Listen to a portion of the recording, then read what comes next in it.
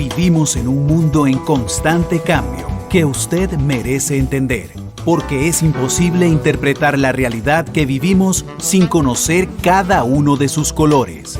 Porque muchos son los tonos de la actualidad. Presentamos Matices. Una producción de Noticias Monumental.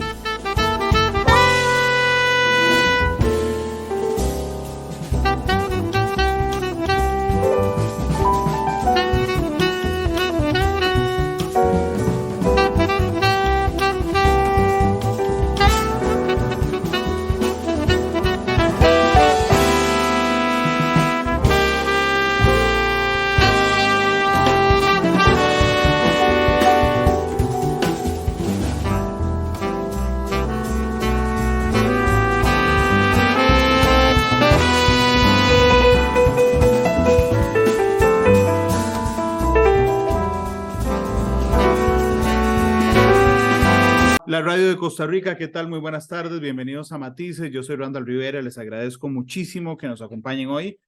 Jueves en horario especial, hoy hay final del fútbol nacional, así es que adelantamos el horario porque nuestros compañeros de Deportes Monumentales estarán haciendo una súper cobertura el día de hoy de esta final entre la Liga Deportiva Alajuelense y el Deportivo Saprissa. Yo aprovecho cuando hay variaciones de horario para brindarles algún programa con algún contenido que a mí me ha llamado la atención a lo largo de la semana y que me gusta compartirlo con ustedes. De paso, gracias a las personas que nos están haciendo el reporte de sintonía en Facebook, a la gente que nos descarga por Spotify en podcast y en Google Podcast y en Apple Podcast, y a la gente que nos ve esta noche a las 8 en Canal 2 y a la gente que escucha la repetición en la radio también a las 11 de la noche. Algo está pasando en Estados Unidos donde el gobierno de ese país podría quedarse sin dinero, sin plata, de un momento a otro, hizo un cierre completo, si el Congreso de los Estados Unidos no hace algo al respecto. ¿Cuál es la solución? Lo que han dicho de la solución es elevar el techo de la deuda.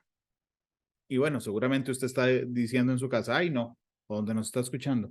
¿Y qué tiene que ver eso con Costa Rica? Bueno, resulta que si Estados Unidos permite que se quede sin dinero el gobierno de los Estados Unidos y eleva el techo de su deuda, eso inmediatamente tendrá repercusiones en el mundo, incluyendo en nosotros. Lo vemos en la siguiente nota. Atención, porque el gobierno de Estados Unidos podría quedarse sin dinero si el Congreso no hace algo al respecto. La solución es esta: elevar el techo de la deuda. Este concepto se introdujo por primera vez en 1917 y se conoce como techo de la deuda al límite superior de dinero que el gobierno puede pedir prestado. En los últimos 70 años el techo de la deuda se ha elevado 78 veces. Actualmente el límite de la deuda es de 31,4 billones de dólares y ya se alcanzó ese límite en enero. Desde ese momento el Departamento del Tesoro tuvo que tomar medidas extraordinarias. This is not a plan. It is a recipe for economic catastrophe. As President Biden has made clear, Congress must deal with the debt limit and must do so without conditions. La próxima fecha límite se acerca, por lo que el Congreso debe volver a elevar el techo de la deuda. De lo contrario, el gobierno de Estados Unidos podría quedarse sin dinero y dejar de pagar esa deuda. Earlier this month, I told the U.S. Congress that our best estimate is that the United States government will be unable to continue to satisfy all of its obligations by early June, and potentially as early as June 1, if Congress does not address the debt limit before that time. That projection underscores the urgent need for Congress to act as soon as possible. Ya lo hemos escuchado, el gobierno de Estados Unidos podría quedarse sin fondos a partir del 1 de junio. Y las consecuencias, advierten, podrían ser muy graves, tanto para Estados Unidos como para otras economías del mundo. A default on U.S. obligations would produce an economic and financial catastrophe. Millions of Americans could lose their jobs, household incomes would be reduced, American businesses would see credit markets deteriorate, and millions of American families that receive government payments would likely be left without the resources that they were promised. El debate está en el Congreso y ahí hay un enfrentamiento entre demócratas y republicanos. Los conservadores aceptarían aumentar el techo de la deuda con una condición: que la Casa Blanca acepte recortes del gasto público, además de otras reformas. La Cámara de Representantes, ahora liderada por los republicanos, aprobó recortes de unos 4,8 billones de dólares, pero esta medida tiene muy pocas posibilidades de salir adelante, principalmente porque los demócratas controlan el Senado. Los republicanos están abiertos a negociar con el presidente. I would hope that he would be willing to negotiate for the next 2 weeks so we could actually solve this problem and not take America on the brink. And this is not unusual. We've been here before. Debt ceilings have frequently carried other measures. What we have here is we're running out of time, and it's time for the president to get serious.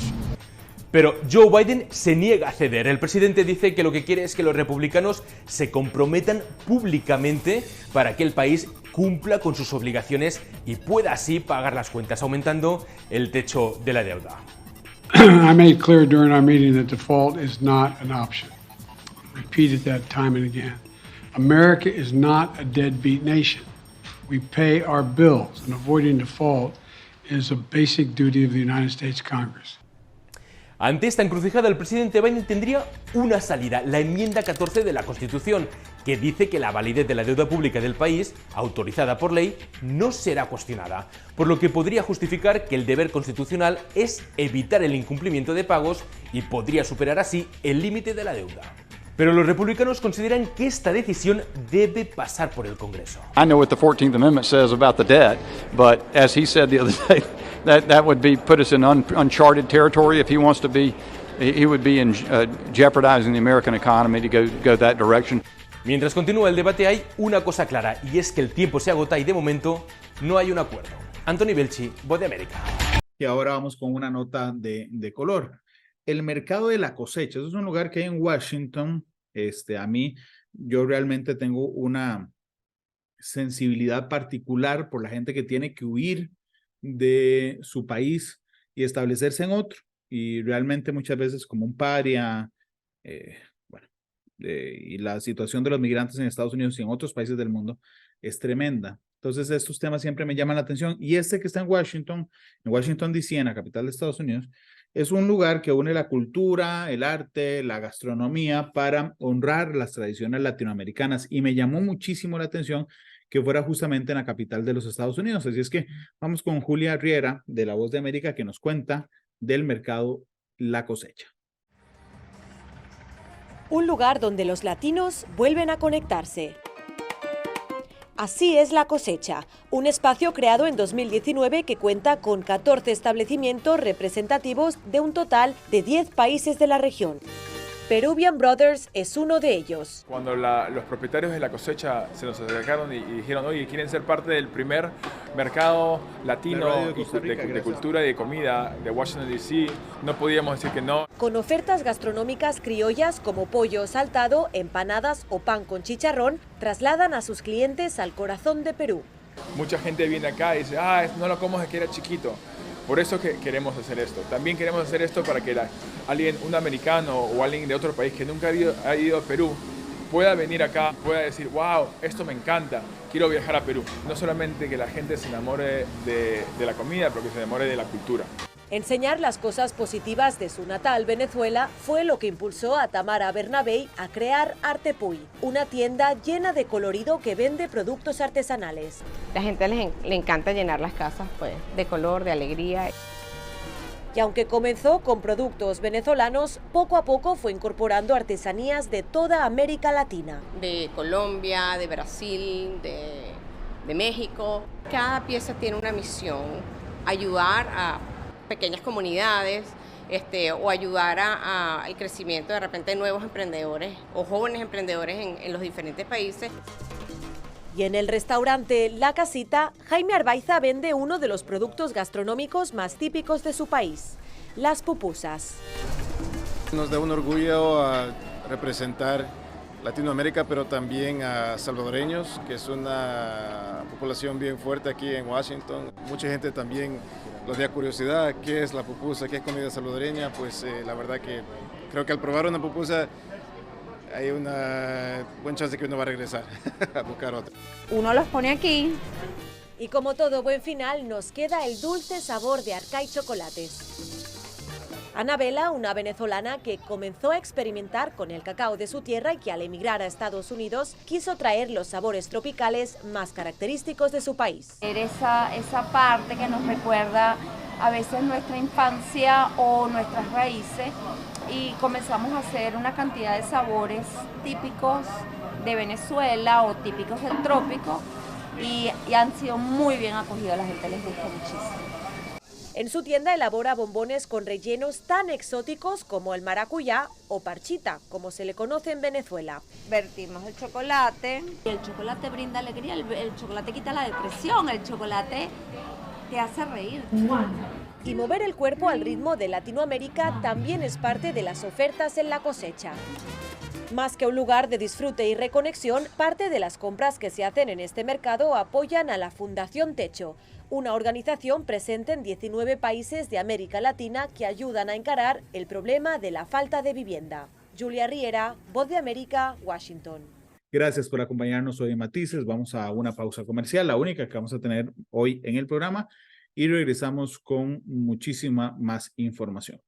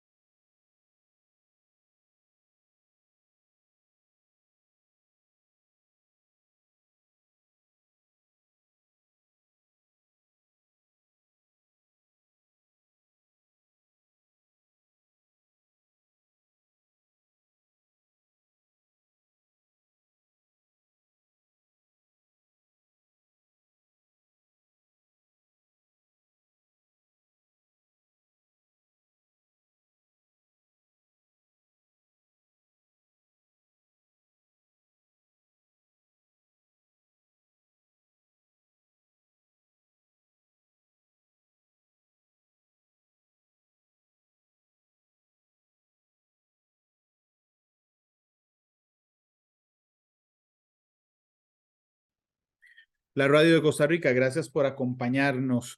Por orden federal, Estados Unidos se despidió la semana pasada de todas las medidas adoptadas durante la emergencia sanitaria por COVID-19. Así es que, bueno, esto no es solo un decir, no es solo que quede en un papel el levantamiento de las medidas. En el caso de Estados Unidos, que contagia las repercusiones a los otros países, esto genera algún impacto desde el punto de vista financiero, algún impacto sanitario, por supuesto, y por supuesto que desde el punto de vista migratorio. Lo conocemos en este informe. Por orden federal, Estados Unidos se despide de todas las medidas tomadas durante el periodo de emergencia sanitaria y salud pública. Esto incluye restricciones de paso como el Título 42, obligatoriedad de vacunas y pruebas de COVID-19 y hasta los beneficios económicos que se repartieron para paliar los déficits que la pandemia causó en hogares y negocios. Un proceso que llevó meses de negociación entre el Ejecutivo y el Legislativo. Para este tema doy la bienvenida a Carolina Valladares desde Washington, Jorge Agobián desde El Paso, Texas y José Pernalete desde Miami, Florida. Comienzo contigo, Carolina. Estados Unidos se despide por completo de la pandemia, también de las restricciones impuestas y estímulos de ayuda económica. ¿Cómo llegamos hasta este punto?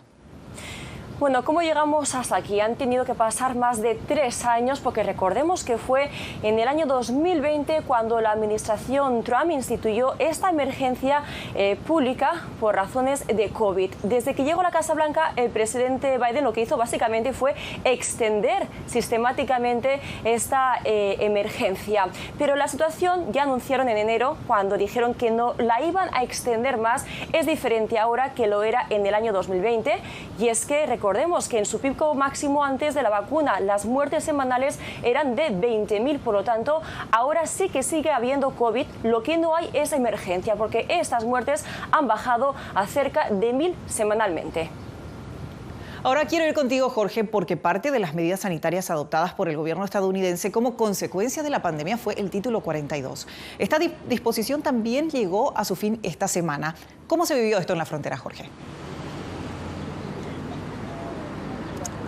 Belén, hay que decirlo, con mucha incertidumbre entre los migrantes, cientos que incluso acampaban en la ciudad del Paso donde nos encontramos y que con un operativo del Departamento de Seguridad Nacional fueron detenidos a muchos y expulsados. Otros se entregaron a la patrulla fronteriza. Eso llevó mucha incertidumbre a los migrantes. También ahora mismo acá en la frontera pues continúan los procesos de detención y de custodia de los migrantes por la patrulla fronteriza ante un proceso que se espera se recrudezca y se haga mucho más complicado cruzar la frontera de manera irregular con la entrada en vigor del Título 8 que reemplazará las normas de las sanitarias del Título 42.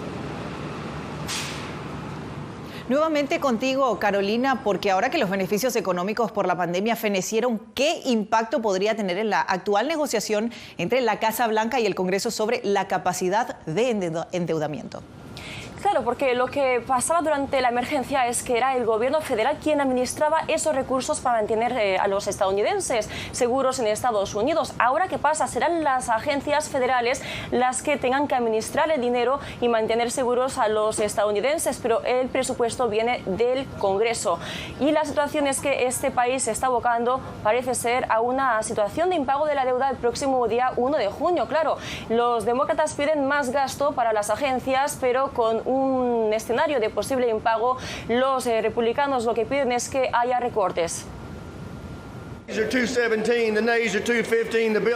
Como la crónica de una muerte anunciada más de 3 años después y superado el 1.000.000 de víctimas, la pandemia por coronavirus ya es historia en Estados Unidos. Un anuncio esperado desde enero, cuando el presidente Biden aseguró que no renovaría la emergencia nacional y de salud pública por COVID-19.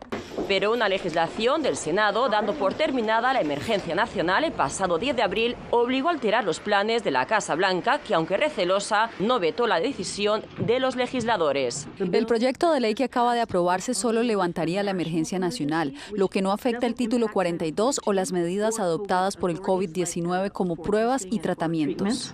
Así pues, con la emergencia de salud pública aún en pie, la administración Biden siguió centralizando durante un mes más y hasta el 11 de mayo parte de los gastos médicos como vacunas, pruebas de diagnóstico y tratamientos que ahora deberán hacer frente las autoridades regulares de las agencias, los seguros privados y los bolsillos de los estadounidenses, incluidos beneficiarios de Medicare. Una situación que ha dividido a los demócratas en el Senado, pues mientras algunos advierten que pedirán más fondos para las agencias federales, claramente no hemos hecho lo suficiente y los republicanos quieren seguir recortando. Quieren privatizar Medicare, quieren permitir que expiren los beneficios de Medicare. Tenemos que salir y hacer nuestro trabajo. Otros celebran el fin de la emergencia. El COVID ya está fuera de mi agenda. Es un tema que hemos dejado atrás. Y a esto se les ha unido tanto la bancada republicana en la Cámara Alta. ¿Te estás refiriendo al COVID? Sí, creo que ya pasó el tiempo y creo que lamentablemente los demócratas se han aprovechado de las decisiones políticas durante demasiado tiempo. Como los conservadores de la Cámara Baja. Deberíamos haber terminado con la emergencia del COVID hace un año. Los estadounidenses han vuelto al trabajo, los niños han vuelto a la escuela, nuestra economía está volviendo a crecer. Pero ya sabes, Joe Biden y los demócratas demócratas no querían terminar con la pandemia. Decretada por el expresidente Donald Trump en marzo de 2020, la emergencia por salud pública permitió durante 3 años proporcionar fondos y recursos que mantuvieran seguros a los estadounidenses. Entre estos, medidas como el Título 42 o la vacunación obligatoria contra el COVID-19 que impactaban a quienes quisieran entrar a Estados Unidos, ya fuera por tierra o por aire, como turistas o solicitantes de asilo, medidas que quedaron sin efecto el pasado 11 de mayo. Y como ya no hay emergencia de salud pública por coronavirus, pues muchas restricciones se levantaron, muchas de ellas relacionadas al movimiento de las personas, a pasajeros, turistas. Entre ellas ya no está la restricción que obligaba a las personas a mostrar la cartilla de vacunación, por ejemplo, para poder entrar a los Estados Unidos.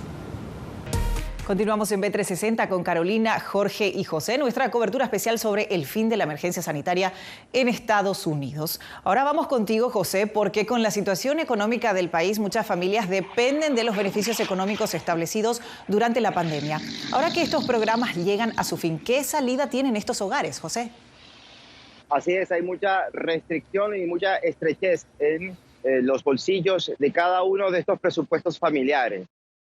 Se trata de una preocupación que se extiende no solamente en el estado de Florida, sino en cada una de las entidades de la Unión estadounidense con respecto a lo que ha sido el levantamiento progresivo, puesto que a lo largo de todo el periodo de pandemia fueron 32 estados que mantuvieron lo que se conoce como la ayuda suplementaria, que es un aporte adicional a la ayuda por alimentación que pueda asignársele a una familia cuyo presupuesto familiar califica para recibir este tipo de ayuda. Ahora lo que se intenta es apelar a las ayudas de cada uno de los condados donde sea disponible. Además, también se pretende establecer algún tipo de vínculo con organizaciones y algún tipo de asociaciones que puedan prestar asistencia desde el punto de vista económico.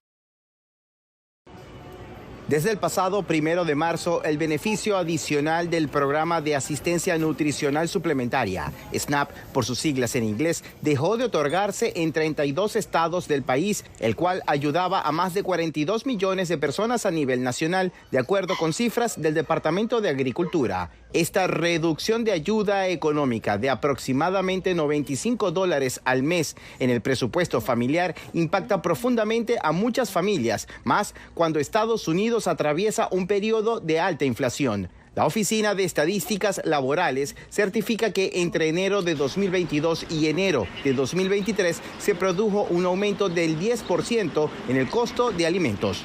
Apenas a mí me depositan, ya yo ese mismo día voy, hago mercado y ya, o sea, no es que me alcanza, que no, que me va a durar el mes, no. Cero. Marlene da Silva es madre de 2 niñas, la menor de apenas 5 meses de nacida, y siente que tiene que rendir su dinero lo mejor posible. La ayuda que recibe en la actualidad es de $280 al mes y cuenta que estima sus cuentas muy precisas a la hora de distribuir los gastos. Sí, porque los precios están muy elevados. El dinero me alcanza para lo puntual, o sea, si es solamente para comprarle la comida a la bebé, es solo a la bebé. Las fórmulas, ya. No es que voy a hacer un mercado grande para comer un mes, no. La historia de Igor Salazar es similar. Vive con sus 2 hijos y su esposa. A la hora de ir al mercado, debe calcular muy bien lo que va a gastar. Antes de la pandemia recibía un aporte de aproximadamente $156, $160. Luego de la pandemia fue incrementado como $100 más, siendo como $250. Y después hubo un tercer aumento que fue completo, que fue como hasta $419 al mes. Entre un mercado y otro, Igor sortea los mejores precios, productos económicos, nada de marcas exclusivas. A la hora de pagar, siente que su bolsillo es cada vez más estrecho. Está muy elevado, o sea, antes podíamos hacer mercado con $250, $300. Ahora en casa yo creo que pasamos los $700 en alimentos. Las comunidades le reclaman a sus autoridades locales sobre esta amenaza a la economía familiar. Así lo comenta Rafael Pineiro, vicealcalde de la ciudad de Doral, quien se ha dado cuenta cómo ahora, ante la disminución de ayuda en beneficios suplementarios, la opción más popular son los bancos de comida. Usualmente esto se veía nada más en tiempos de emergencia o tiempos de pandemia o durante la pandemia, pero el hecho de que cada vez más ciudades están recurriendo a estos bancos de comida te demuestra la necesidad que cada vez hay más en nuestra comunidad. A pesar de un escenario poco prometedor, existe la esperanza de que las condiciones en Estados Unidos mejoren. Y mientras esto ocurre, autoridades locales apuestan por la educación ciudadana y el desarrollo de viviendas asequibles para comunidades de trabajadores, con el fin de reducir el gasto mensual y apoyar el crecimiento en cada hogar. José Pernalete, Voz de América, Miami. Antes de cerrar nuestro contacto, Jorge, con el fin de la emergencia de salud y el título 42, ¿qué futuro le depara a los migrantes ahora?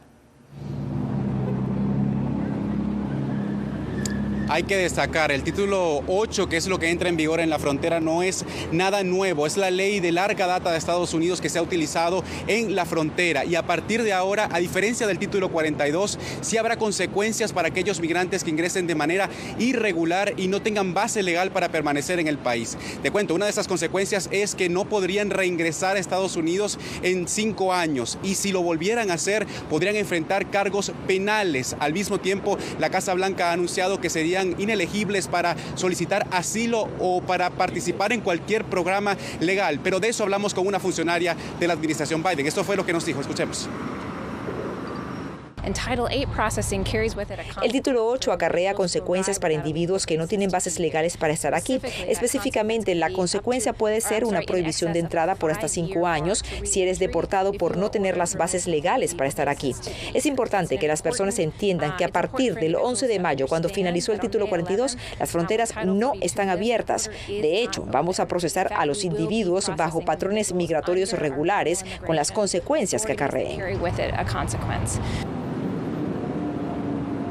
Y la vía legal, según la administración Biden, será aplicar desde cualquier lugar del hemisferio a una cita de CBP-1. Eso, han asegurado, aumentarán el número de citas a 1,000 a partir de esta nueva etapa en la frontera. Con esas citas, los migrantes se pueden presentar de manera ordenada ante un puerto fronterizo. Allí serán entrevistados por la patrulla fronteriza, por un oficial que determinará si ese migrante podría ingresar a Estados Unidos con la condición de seguir adelante sus casos migratorios. De lo contrario, podrían ser puestos en orden, en aquellos que crucen de manera irregular, podrían ser puestos en órdenes de deportación acelerada. Incluso la cantidad de vuelos de repatriación han aumentado en el último año en 70% según las cifras oficiales. Es destacable también que estas medidas anunciadas por la administración Biden han sido criticadas por organizaciones humanitarias que consideran que se está restringiendo mucho la capacidad de las personas de acceder al derecho internacional de la protección. Con eso vuelvo contigo, Belén. Piel con piel, así es la iniciativa del programa Mamá Canguro, creada en Colombia en 1978 y que actualmente salva la vida de millones de niños prematuros. Yair Díaz nos cuenta cómo madres y padres terminan de criar a sus hijos fuera del vientre gracias a esta técnica que ya se implementa en varios hospitales de ese país. El llanto prolongado que se escucha en una sala de parto es el sonido más esperado por una madre que está dando a luz. Pero muchos de estos nacimientos ocurren antes de las 40 semanas de gestación, que es el tiempo determinado para que un bebé nazca en buenas condiciones de salud. Si el parto se da antes de este tiempo, los recién nacidos enfrentan varios desafíos. Todos los niños que nacieron prematuros, que son los menores de 37 semanas y menos de 2.500 gramos, o el que nació mayor de 37 pero con menos de 2.500. A estos pequeños se les llaman prematuros y 1 de cada 4 casos tiene riesgo de muerte, según datos oficiales. Por razones como estas, nace la Fundación Canguro de Colombia, entidad que en 1978 desarrolló el programa Mamá Canguro, que fomenta el método del contacto directo piel con piel del bebé sobre el pecho descubierto de la madre o el padre. Para este entonces vinieron alrededor de 200 personas de todo el mundo y lo cual fue muy impresionante de ver cómo este método se había difundido en todos los continentes. Es creer que estos niños van a salir adelante porque los niños prematuros son demasiado luchador y demasiado fuerte y sale. Me dijeron que tenían riesgo las dos de irse una o quedarse otra o fallecer las dos. Así describe Luz López, de 36 años, su experiencia con un embarazo gemelar. Siempre la puse en primer lugar a Dios. Y es que las pequeñas nacieron con tan solo 28 semanas de gestación y el riesgo de morir de ambas era muy alto. A las 28 semanas, 6 días, me dijeron que no me las podían dejar más porque Luciana traía ausencia de diástole y que ya corría mucho riesgo. Luego del traumático parto, Luz y sus dos hijas se unieron al programa Mamá Canguro. Los resultados que daban los médicos era que era muy difícil que una niña de ese peso, a esa talla, sobreviviera.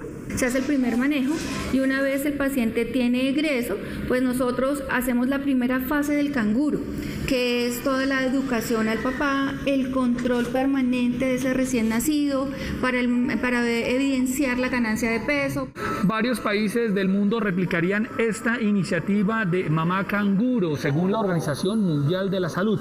El programa que, para los expertos, ayudaría a reducir los índices de mortalidad de los bebés prematuros.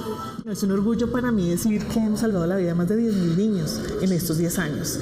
Graduamos y algo que nos enorgullece es que en este involucramiento de los papás los graduamos con su toga y su birrete cuando cumplen los 2 años de edad corregida. Los prematuros en nuestra institución corresponden aproximadamente a un poco más del 40%. El programa Mamá Canguro no termina cuando los pequeños logran el peso y talla ideal, sino que continúa con la fase 2, en la que se involucra no solo al bebé y a la madre, sino a la familia y todo el sector de la salud, para evitar problemas futuros de desarrollo. Consta de oftalmólogos, terapeutas físicas, ocupacionales, neonatólogas, audiólogas, todo el tema de imagenología también. Gracias a este programa, niños como las pequeñas Isabela y Luciana, quienes hoy tienen 2 años de edad, han logrado un desarrollo favorable y hoy pueden dar sus primeros pasos al lado de su madre. Jair Díaz, Voz de América, Bogotá, Colombia.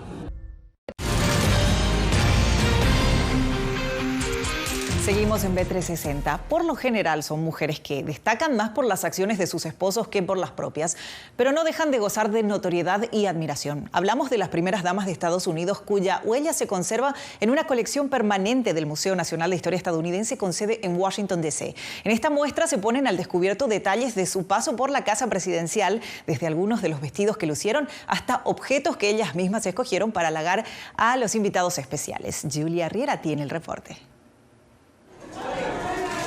Desde Martha Washington hasta Jill Biden, las primeras damas estadounidenses han participado en la vida política y social del país. Aunque a diferencia del presidente, sus funciones no están definidas por la Constitución. Se suelen guiar por la tradición y en cada administración han contribuido a través de su activismo en causas concretas, campañas políticas y actividades diplomáticas. Y para conocer más a las primeras damas y destacar su legado, el Museo Nacional de Historia Estadounidense en Washington, D.C. cuenta con una exposición dedicada a sus figuras. Cada primera dama crea los límites de su labor y eso es a la vez un reto y algo muy interesante porque puede inspirarse en los ejemplos que tiene a la vista. La exposición se inauguró en 1914 y ha ido evolucionando a lo largo del tiempo. Ahora, más de una veintena de vestidos exhiben algunas particularidades de las primeras damas estadounidenses y las diferentes etapas históricas que les tocó representar. Tienes todos los ojos encima de ti todo el tiempo y creo que muchas primeras damas llegan al cargo sin darse cuenta que lo que llevan puesto es parte de su trabajo. Uno de los vestidos más populares es el que llevó la primera dama Jackie Kennedy en la primera cena de Estado de la administración Kennedy en el año 1961. La primera dama se convirtió en un icono de la moda y se vendieron copias de sus vestidos por todo el país. El atuendo más reciente de la exhibición es el que lució la actual primera dama Jill Biden durante la ceremonia inaugural el 20 de enero de 2021. Espero que sirvan de inspiración a generaciones futuras para conocer más sobre las mujeres que llevaron estos vestidos. Durante el día, Jill Biden usó un traje de color azul que fue decorado a mano con perlas y cristales. Por la noche, el vestido escogido fue bordado con diseños de las flores más representativas de cada estado y territorios estadounidenses. La diseñadora de este último es de origen uruguayo. Es un inmenso honor para nosotros los inmigrantes, para que nunca se olvide que este país fue fundado por inmigrantes. Así que queríamos mostrar un sentido de unidad. Otra parte de la muestra está dedicada a las vajillas, las cuales representan los toques personales de cada primera dama cumpliendo una de sus funciones principales, ser anfitriona. Algunos de los objetos de la exposición tienen 150 años, por lo que los expertos señalan que es importante conservarlos en ambientes a temperatura adecuada y con poca luz para que las nuevas generaciones, al igual que las presentes, puedan disfrutarlos. Julia Riera, Voz de América, Washington. Desde su casa de acogida en San Francisco, en California, el exprisionero político nicaragüense Max Jerez intenta superar los profundísimos dolores que dejó en su vida el paso por la cárcel. Él, entre recuerdos de su madre fallecida cuando él estaba en cautiverio por la dictadura de Daniel Ortega y el duelo permanente de no haber podido visitar su tumba, ni siquiera cuando fue liberado, recordemos que lo montaron en un avión de una vez, él le contó a Carolina Valladares y a Nelson Milnoyes de La Voz de América que intenta recuperar la humanidad que perdió en la cárcel en Nicaragua.